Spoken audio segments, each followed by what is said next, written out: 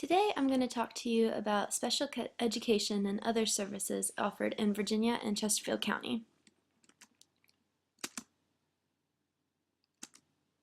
Every year, more and more parents are being thrown into the world of special education if they have a child that is born with a significant enough disability that can receive services from the state. It can be very hard for a parent to advocate for their children's rights if they don't really understand everything that goes into special education and all of the different services that are offered. It's a very complex matter, and it isn't necessarily explained to them in the easiest manner.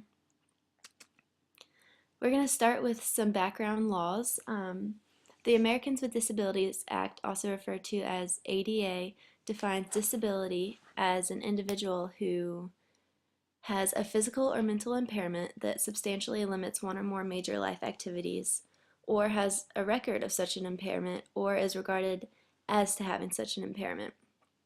A physical impairment, defined by ADA, is any physiological disorder or condition, cosmetic disfigurement, anatomical loss affecting one or more of the following body segments. And then it goes on to name a few. So it can be blindness or deafness, it can be a limb that has been damaged or missing, it can be anything like that. There's also IDEIA, which is the nation's regarded special education law. It guarantees free and appropriate public education in the least restrictive environment for all children. Under IDEIA, there are billions of dollars provided in federal funding to aid states and local communities provide special education opportunities for their kids. Because each child with a disability is so different, things need to be very specialized and individualized. So IDEIA helps provide those individual opportunities for each child. And if you would like to learn more about IDEIA in depth, you can visit the website at the bottom of the screen because it's a very complex law and there's a lot that goes into it. So if you want to learn more about it, there is a link right there. Here are some statistics. Of the 53.9 million school-aged children in the United States from about 5 to 17, approximately 2.8 million were reported to have a disability in 2010. And these numbers are continually increasing due to awareness and new methods of diagnosis. Parents are becoming more and more aware of different characteristics to look for in children to see if they have a disability, as well as doctors. We've all heard more and more about autism growing in numbers, and that's because people know what to look for more now. Here's a little chart that shows the percent changes between 1997 to 99 and 2006 to 2008, and you can see that most of these disabilities have gone up in percentage. There are a lot of services that are offered to children who have disabilities in order to benefit them and their families.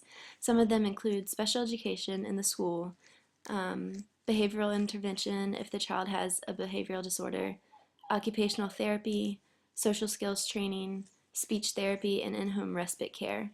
And respite care is basically in-home care to help parents if they have to work or have other children that they need to care for and they can't give their child with a disability all the attention they deserve. They can apply to get respite care.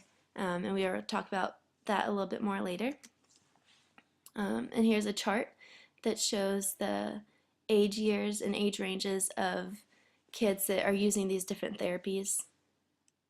And the chart's from 2011, so it's quite recent.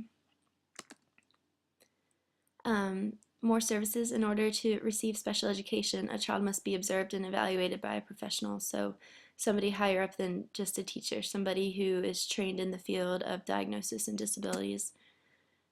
If the professional sees that the child will essentially fall behind without individualized education, the child is eligible to receive special education services. An individualized education program, or an IEP, team is put together and they construct an IEP for the child. An IEP states what the child is already capable of doing academically, physically, mentally, and what goals the team wants them to achieve. with a percentage attached to that goal. So if they want a child to learn the alphabet, they could say they want them to say the entire alphabet with 80% frequency, for example. The other services available to children that we talked about earlier, like OT, speech, respite care, are also made available by state funding. A main contributor of services in Virginia is Medicaid. Eligibility requirements include a family's income compared to the federal poverty level, or the FPL, and a child's individual needs. So basically what the family makes and the life skills that the child can perform on their own. Families can apply for waivers to receive certain services for their child. Here is a graph showing the Medicaid eligibility for working parents by income in January. You can see that there are 17 states with 50% of the FPL and so forth. Are you confused? I know that's a lot of information to throw at you. So that's the main issue we want to talk about today. If you don't understand everything I just went over, you're not alone. There are so many different paths that a family can possibly take to help their child, as well as many laws to keep in mind. Parents and caretakers often feel overwhelmed and uninformed when it comes to special education and other state-funded services. In Chesterfield County, Virginia alone, there are 38 elementary schools, 12 middle schools, 11 high schools, and approximately 58,764 students, of which 7,351 students are receiving special education. That is a whole lot of children to serve, as well as many parents to help along the way. With that many people, it's very hard to ensure that everyone gets the individual attention they deserve to understand the process and to get the education they need. My proposal to the Chesterfield County Board of Directors is the Helping Hands Open House. The objectives of the open house would be to educate parents about disabilities and characteristics to look for in their children, inform them of resources and services available to their children, make them aware of laws such as IDEIA and ADA, as well as the many others that entangle the world of special education. Finally, to offer guidance as they journey down the road of special education. A potential structure of this open house could look like an opening presentation that overviews the day's schedules and a welcoming of the parents to the open house.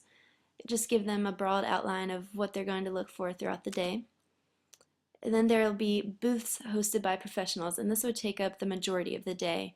There would be different booths for different disabilities. So there could be a booth on Down syndrome, a booth on autism.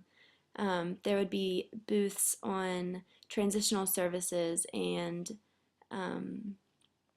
booths on what an IEP team looks like and how to be a proactive member of an IEP team. So just different booths hosted by these professionals so that a parent can delve more in-depthly into the world of special education. Then there would be a quick lunch, and then individual planning time where a parent can meet with a professional to discuss their child's specific opportunities and what they can financially be able to do with their waivers and the services that they're offered. And then a closing socialization and community building where they can meet other parents and members of the school that their child is going to attend. Everything would be volunteer-based, so professionals asked to host the booths would be volunteers, school board members would be volunteers, and lunch would be donated by a local supportive restaurant.